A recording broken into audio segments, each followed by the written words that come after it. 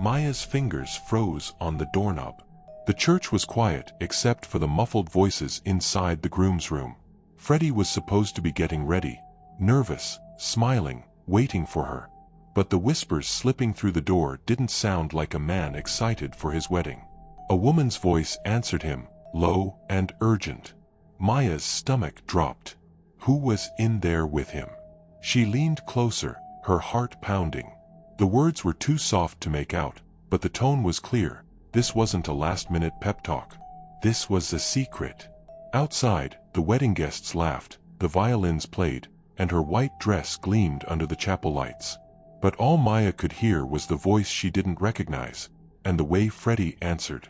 None of them knew Maya was standing here, her silk gloves gripping the doorframe, listening to the one conversation that could ruin everything. Because weddings make promises, but secrets break them. Want to find out what happens?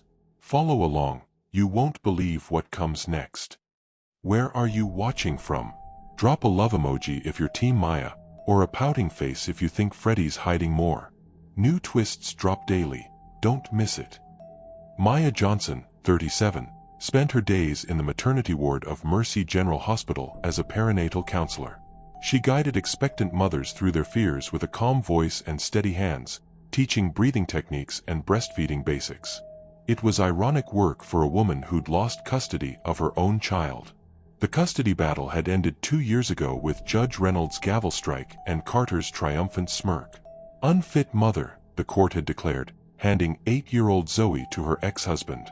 Now Maya only saw her daughter during supervised visits at the family center, where Carter would hover nearby, watching her every move. On the first Tuesday of November, Maya found herself standing outside St. Mark's Church instead of her usual therapy appointment. The oak doors felt heavier than they looked as she pushed inside, her boots leaving damp prints on the stone floor. She hadn't come to pray, she'd come to scream at a God who kept taking everything from her. Then she saw him. Fred leaned against the baptismal font, sorting hymnals into piles. At 42, his salt and pepper hair and calloused hands spoke of a man who'd weathered storms. His wife had died in a plane crash 5 years earlier, leaving him to raise their 2 teenage daughters alone. Back then, grief had drowned him in whiskey, until the day his oldest girl, then just 13, slapped a bottle from his hands and sobbed, "Daddy, we need you here." That was the end of the drinking, the beginning of the healing. "Was expecting you to stay for the meeting," Fred said when he noticed Maya on the stairs, his voice warm like the honey she stirred into her tea. She hadn't planned to, but something about the way his eyes crinkled at the corners, like he understood pain but refused to let it win, made her sit down. They talked for hours that first night. About lost loves. About guilt. About Fred's girls rolling their eyes when he packed 2 lunches for their first day of school, in case they forgot Maya. Always in case. When Maya admitted she hadn't held a child since Zoe left, Fred didn't offer empty comfort. He just nodded and said, "Kids remember love, even when it's far away." Slowly, without either of them realizing it, Thursdays became their day. Fred brought her mismatched mugs of church coffee, the holy kind, bitter but strong. Maya brought stories of the brave women at the hospital. Sometimes they prayed. Sometimes they sat in silence, watching stained glass colors dance across the floor. And one evening, as Fred walked her to her car under a sky full of stars, he said softly, "You make the broken parts of me feel less alone." Maya hadn't believed in second chances, but for the first time in years, she let herself hope. At first, meeting Fred's daughters had seemed like a natural step, but the moment Maya walked into their cozy living room, the air turned stiff. The girls, Lena, 16, sharp-eyed and silent, and Elise, 14, arms crossed, didn't return her smile. Fred chuckled awkwardly, squeezing her shoulder. "Don't take it personal. You know how girls get when someone new is around their dad." Maya nodded, but the way Lena's gaze cut to the framed photo of their late mother on the mantel made her stomach twist. Still, Fred was her peace. The kind of man who didn't try to fix her broken pieces but simply held them with her. When he promised, "I'll bring the whole world to your doorstep if it'll make you happy," she believed him. So when he proposed after Sunday service, kneeling right there in the church hallway, sunlight streaming through the stained glass, she said yes without hesitation. Now, on her wedding day, Maya sat stiffly in front of the vanity, her makeup artist dabbing blush onto cheeks that didn't feel like hers. Her phone lay silent beside a half-finished mimosa. No good morning text. No, can't wait to see you. Just an empty screen, dark and mocking. Around her, bridesmaids laughed, clinking glasses, oblivious to the way her pulse thundered in her ears. Was this the right choice? Then, Soma, her cousin and maid of honor, leaned in while adjusting Maya's veil. You know his late wife's family is still involved, right? The words came too fast, sticky with implication. Maya's breath hitched. Involved how? But before she could ask, Soma was swept into a chorus of, "You look stunning," and the moment slipped away. The mirror reflected a bride in white, lips pressed into a smile that didn't reach her eyes. Somewhere, a clock ticked. Somewhere, Fred was buttoning his suit jacket. And all Maya could hear was the echo of a warning she didn't understand. Maya's hands trembled as she stared at her reflection in the bridal suite's gilded mirror. The makeup artist had just finished perfecting her rose gold highlights, but no amount of cosmetics could mask the unease in her eyes. She clutched her phone like a lifeline, waiting for the reassuring text from Fred that never came. Then it vibrated. An unknown number.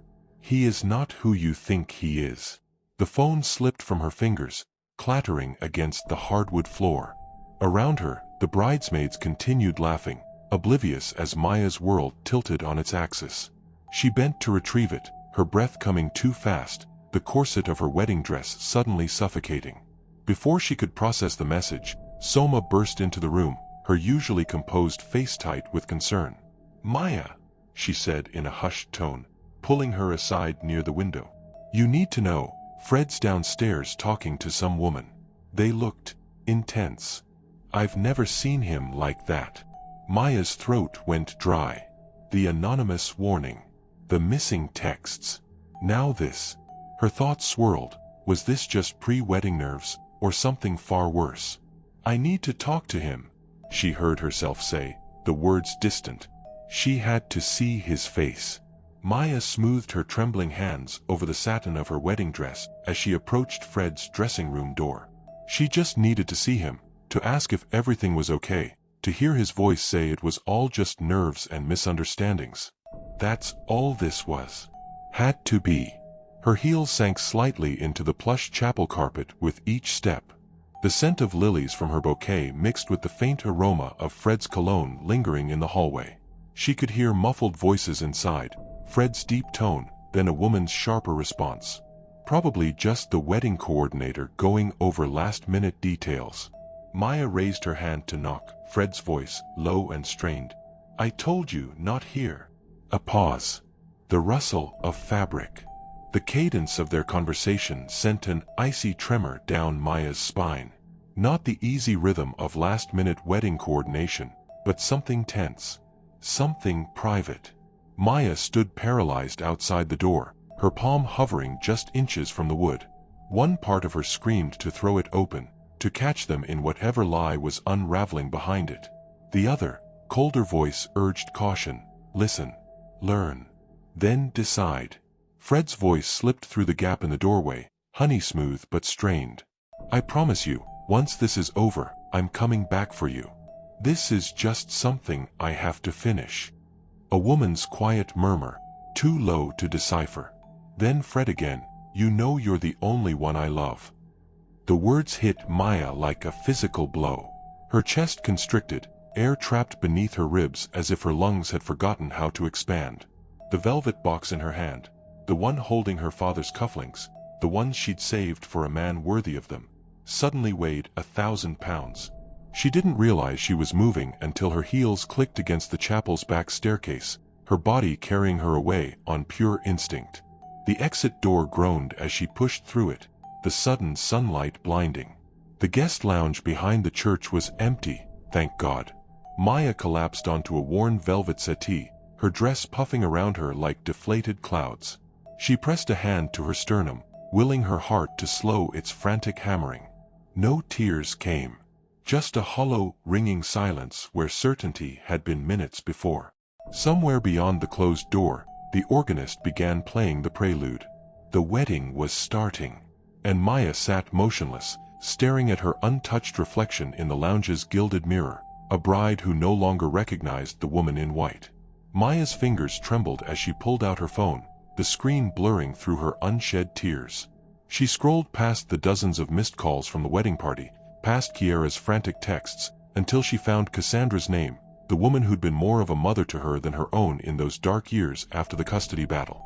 The phone rang twice before Cassandra's voice, warm and steady, filled her ear. "Sugar, what's wrong?" That simple question shattered the last of Maya's composure. A choked sob escaped her lips as she whispered, "I need you to come get me." No explanations. No dramatics. Just the raw truth in those 6 words. Cassandra didn't hesitate. "Where are you, baby?" Maya glanced around the dimly lit guest lounge, her wedding gown swallowing the small love seat. "Behind the chapel. The back entrance." 10 minutes, Cassandra said, and Maya could already hear the jingle of car keys in the background. "Don't you move." The passenger door of Cassandra's old Buick creaked as Maya collapsed into the seat, her voluminous dress crammed awkwardly against the dashboard. Cassandra took one look at her. Veil askew, eyes red-rimmed, the diamond on her left hand catching the afternoon light, and wordlessly turned up the air conditioning. They drove in heavy silence for 5 blocks before Cassandra finally spoke. "You gonna tell me what happened, or do I need to march back there and knock some sense into that man myself?"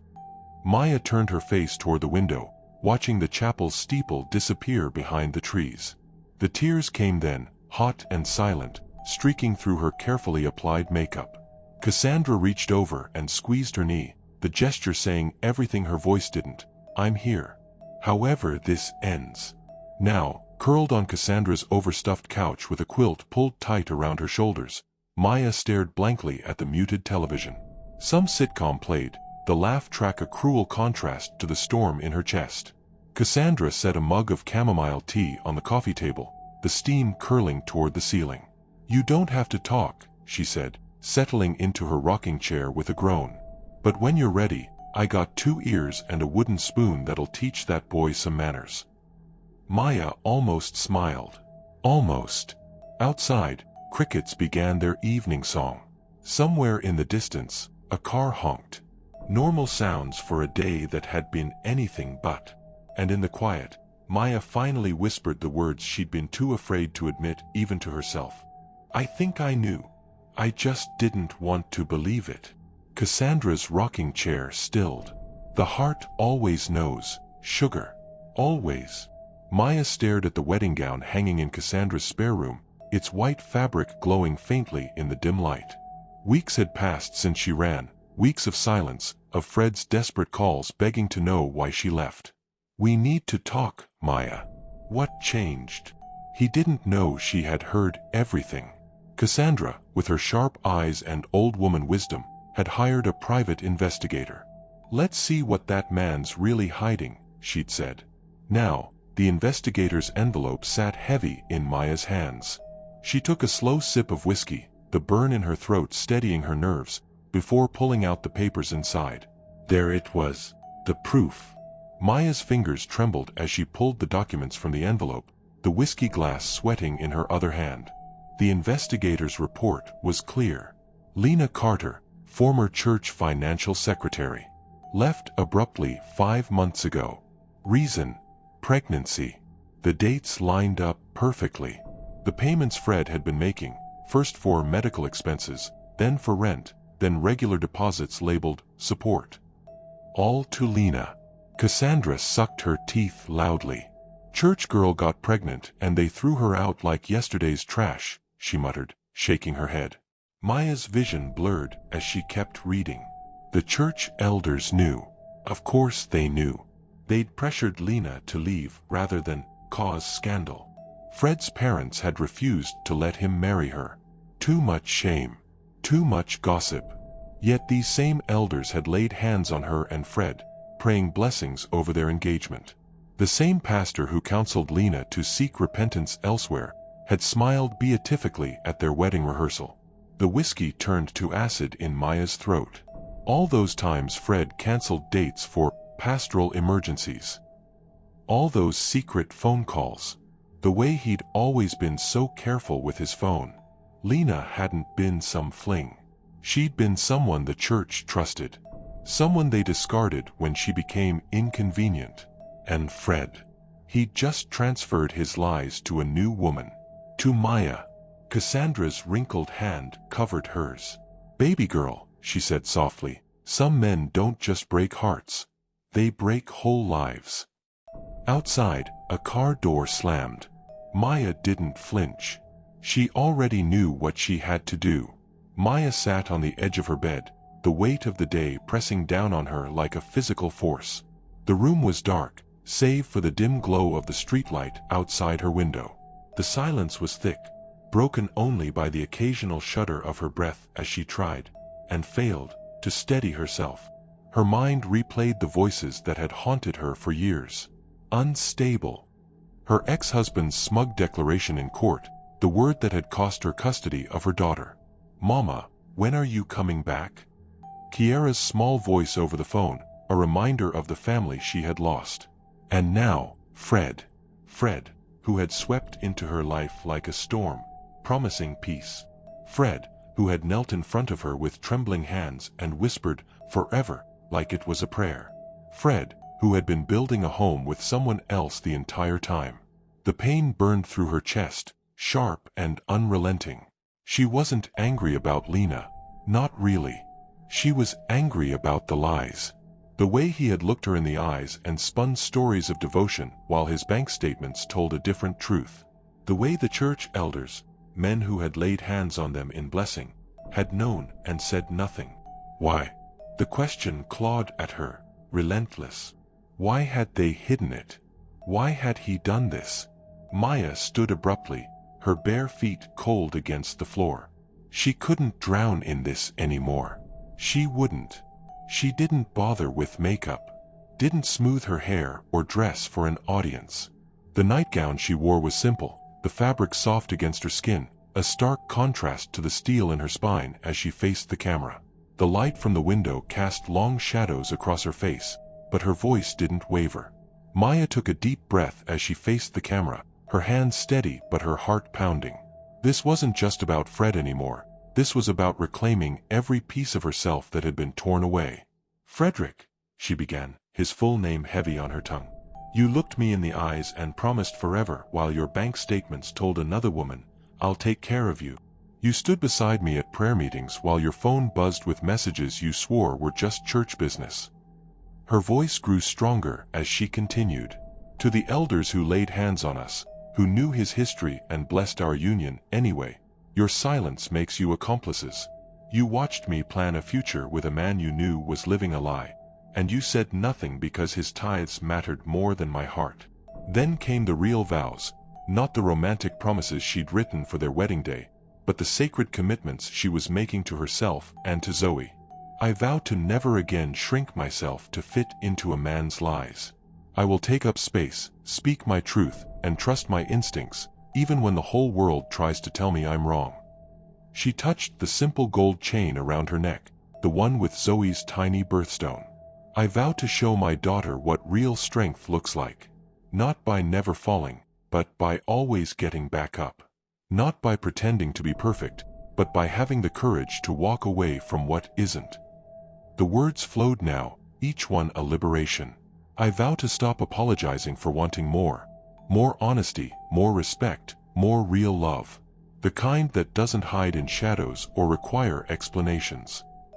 Her eyes glistened but didn't overflow as she delivered the final promise. "Most of all, I vow to never again let any man, preacher, judge, or supposed soulmate, make me question whether I'm enough. I am Zoe's mother. I am a woman who keeps her word. And that will always be my greatest legacy." The camera stopped recording. The silence that followed wasn't empty, it was the sound of chains breaking. 3 weeks had passed since Maya last spoke to Fred. When she finally answered his desperate calls, her voice was calm, measured, not the broken woman he expected. "I was unsure then," she told him. "But now I know exactly what I want." The wedding was rescheduled. No one saw it coming. Not Cassandra, not the church elders, not even Fred, who stood at the altar in his pressed suit, his nervous smile fading as the doors opened. The organ played, but this was no bridal march. The melody was slower, mournful, a hymn for something already lost. Then Maya appeared. Not in white. In black. A floor-length gown, sleek as shadow, the fabric whispering against the chapel floor as she walked alone down the aisle. No bouquet. No veil. Just a single crimson ribbon tied around her wrist, a silent scream in a room full of held breaths. Fred's confusion was palpable. His lips parted, but no sound came out. Then the voiceover began. His own voice, clear as betrayal, filled the sanctuary.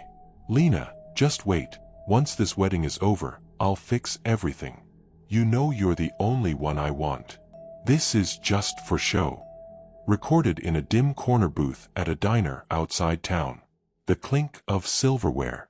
The hum of a soda machine. The unmistakable sound of a man lying through his teeth. The congregation erupted in murmurs. Heads turned. Lena, seated near the back, buried her face in her hands, her shoulders shaking. Fred's knees buckled. He caught himself on the altar rail, his head bowing not in prayer, but in shame. Maya didn't move. She simply stood there, a statue in black, watching the man who'd tried to break her realize, too late, that she'd already put herself back together. Maya stood motionless at the back of the chapel as the video played on the large screen above the altar. The footage was crisp, undeniable. Fred's voice filled the sanctuary, clear as day. "Lena, just hold on. After this wedding, everything will be different. You know you're the only one I ever wanted." The silence in the room was suffocating. Elders shifted in their seats, their faces tightening with discomfort. Lena, seated near the aisle, kept her head bowed, her fingers gripping the pew in front of her until her knuckles turned white. Fred stood frozen at the altar, his carefully composed mask slipping as the recording continued, his own words condemning him. When the video ended, Maya didn't wait for murmurs to erupt. She walked forward, her heels clicking against the marble floor, each step deliberate. She climbed the altar steps, turning not to Fred, but to the congregation, the same people who had smiled at her, prayed over her, and yet knew what kind of man he was. "You hid this," she said, her voice steady. "Not because you didn't know, but because his tithes mattered more than my dignity. Because reputation was more important than truth." She let the words settle, watching as some lowered their eyes, others shifted uncomfortably. "I ignored my instincts because I wanted to believe I could be stable. That if I just loved him enough, prayed enough, settled enough, I'd prove my ex wrong. Prove the court wrong. Prove I wasn't the unstable woman they labeled me as." A bitter laugh escaped her. "But I don't need to prove anything anymore. Not to him. Not to you. Not even to myself." She turned, stepping down from the altar without another glance at Fred. The doors of the chapel swung open as she walked out, the sunlight spilling across the threshold like an invitation. Behind her, whispers erupted, some in outrage, some in stunned agreement. A few women stood, gathering their things and following her out. By the end of the week, 3 elders had resigned. A handful of families left the church altogether. Months later, Maya sat in a recording studio, headphones on, as the producer counted her in. "Welcome to Unsilenced," she began, her voice calm but unwavering. "If you've ever been told to stay quiet for the sake of peace, this is your space." Her story was the first episode. She didn't embellish, didn't rant, just laid out the facts, the lies, the church's complicity, the way she had almost lost herself trying to fit into a narrative that was never meant for her. The response was immediate. Women wrote in, sharing their own stories. Some sent voice notes, trembling as they spoke.